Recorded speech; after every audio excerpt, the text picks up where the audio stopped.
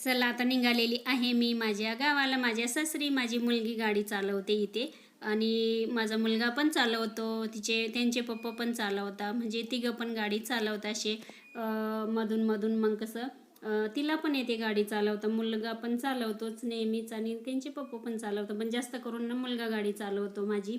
आणि त्याच्यानंतर आहे ना इथे बघा आता मी बसलेली होती आणि मी नेहमी सांगत असते व्हिडिओमधून की माझे कॅट माझ्यासोबतच असतात. आता इथे बघा हे जे छोटं होतं ते आहे आणि हे मोठी मांडीव बसलेली आहे. आणि त्याच्यानंतर आहे ना इथे ना हे बघा आता आहे ना दुसरा दिवस आहे, दुसरा किंवा तिसरा दिवस मी ॲड केलेला आहे.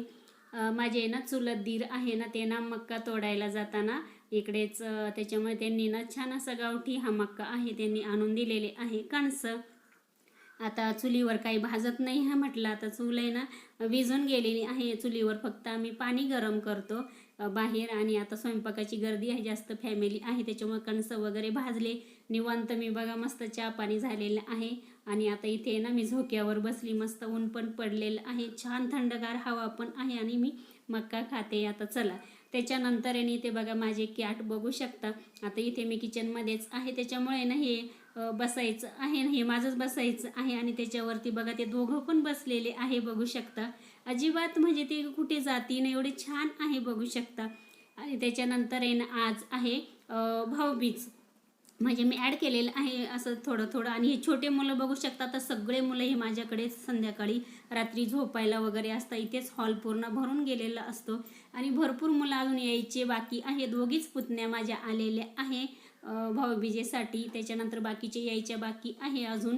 आता ते येतील हळूहळू, तुमच्यासोबत मी पुढचं पण शेअर करेल जसं जमेल तसं.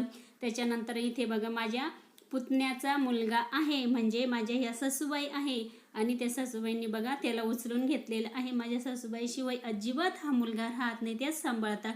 त्याच्यानंतर सगळे बघा नंतर गवत कापायला गेलेले होते, आमच्याकडे गाई म्हशी भरपूर आहे.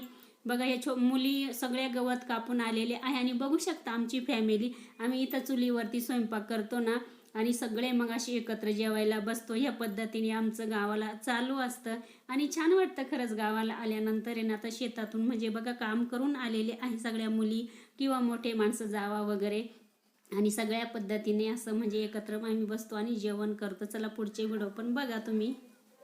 नंतर जेवण वगैरे झालं आणि इथे बघा आम्ही ना चवळ्या लावलेल्या आहे भाजीसाठी ना, छान अशा चवळ्या पण निघतात. आणि इथे ना मका पण लावलेला आहे, म्हणजे असंच खाण्यासाठी लावलेलं आहे बघू शकता. खूप छान असा मका पण आलेला आहे. आणि त्याच्यानंतर म्हटलं आता सोलून बघू आपण त्याच्यामध्ये छान झाले का नाही, आणि छान झालेले आहे बघू शकता. चला ह्या पद्धतीने गावचं असतं.